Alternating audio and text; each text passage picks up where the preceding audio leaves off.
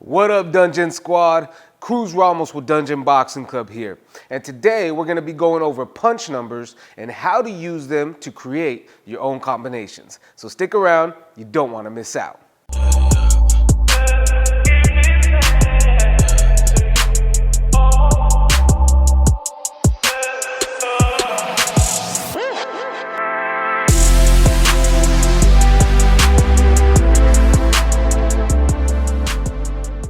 So in today's video, I'm not going to get too much into the logistics of how to throw each individual punch, but I am going to do my best to give you a good overview of how punch numbers work, what number goes to what punch, and how you can use these numbers to create your own combination. I believe the use of punch numbers could be beneficial to you and your boxing regimen. Now, before I go on, I do need to note though, in order for this to be effective, you have to have a somewhat good understanding of hip movement and rotation. So now if you're new to this, I encourage you to go back to my previous video, which I'll go ahead and link down in the bottom here, on hip movement. I want you to watch that first in order for you to get a good grasp of what's going on here today. So let's get right into these punch numbers. So today we're going to be working with punch numbers 1 through 6. So each number represents an individual punch. So I'm going to go ahead and break that down for you all today, okay? So I'm a right-handed fighter. I'm an orthodox fighter, meaning my right hand is my power hand. So I'm going to have that one on my rear side, okay? Now, if you're a southpaw, meaning your left hand is your dominant hand, okay? You're just going to do everything with the opposite hand. So we're going to start with punch number 1, which is the jab. So for me, that is a straight left, okay, right down the middle. Number 2 is the straight cross. For me, that is my right hand, right down the middle. Okay. Number 3 is my lead hook. So that's my left hook, just like that. Number 4 is my rear hook. So that's my right-handed hook, just like that. And number 5 is my lead uppercut. So that's with my left hand. And number 6 is my rear uppercut. That is with my right hand. So let's repeat that. So it's 1, 2, 3, 4, 5, 6. Now, I know this could all be a little bit overwhelming, especially if you've never worked with punch numbers before.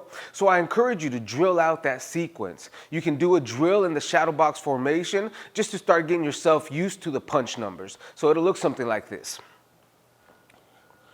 1, 2, 3, 4, 5, 6.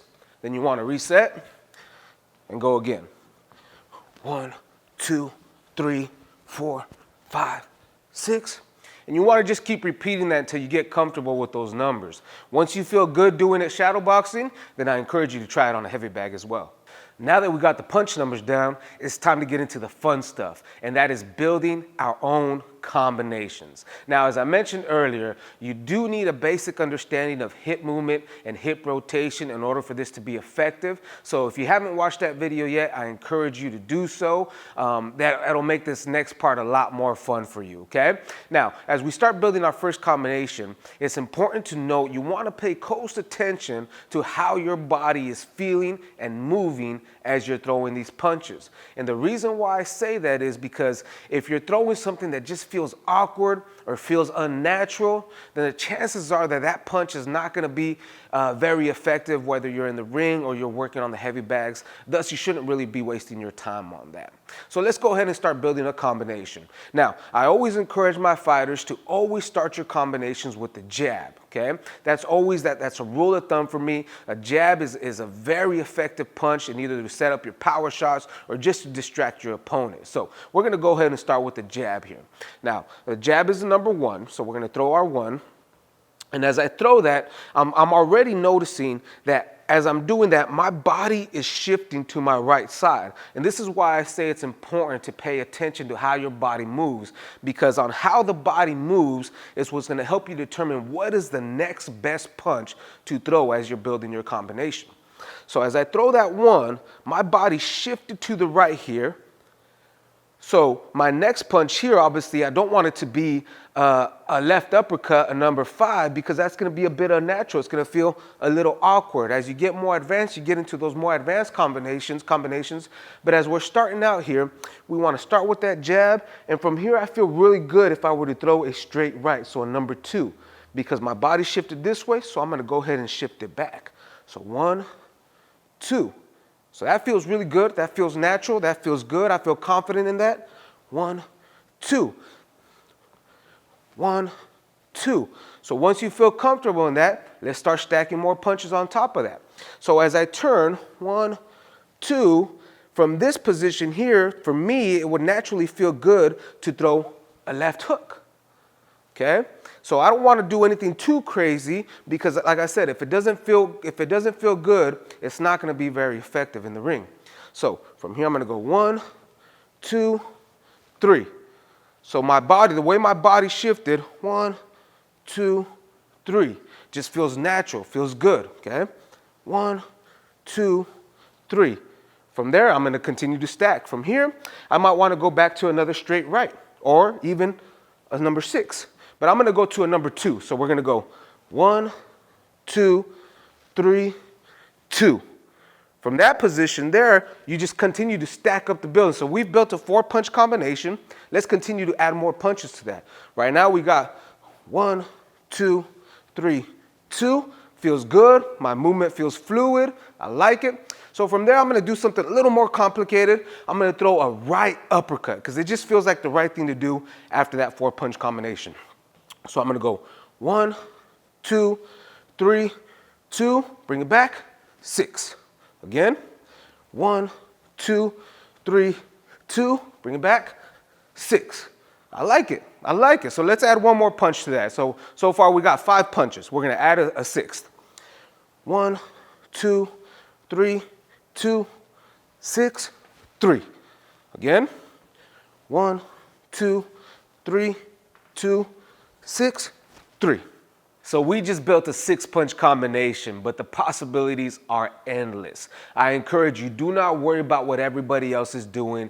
Have fun, get creative, and build your own combinations. You can build as little as a 2-punch combination up to a 20, 30-punch combination. You do what feels right to you, and once you got a combination that you like, I encourage you to drill it, drill it, drill it. Shadow box, heavy bags, uppercut bags, and then ultimately in sparring. Boxing is an art, so be creative. Have fun with it. Now, if you're having trouble starting out, here's a couple basic first-timer combinations that we like to teach our starters here at Dungeon Boxing Club. So the first one is obvious, just a 1, 2. Okay? 1, 2. 1, 2. Then start getting a little more complicated. We'll do a 1, 2, 3. 1, 2, 3. 1, 2, 3. Now say you don't want to start with your jab. Say you want to start with your lead, with your power hand. Okay, that's fine. Let's do a 2, 3, 2. 2, 3, 2. 2, 3, 2. Say you want to practice some inside punches. You're fighting on the inside, so you want to throw some uppercuts. One of my most favorite is a 6, 3, 2. Okay? 6, 3, 2. One more time. 6, 3, 2. And then build off of that. Maybe another left hook after that. So you're going to go 6, 3, 2, 3. So just have fun with it. Like I said, the possibilities are endless.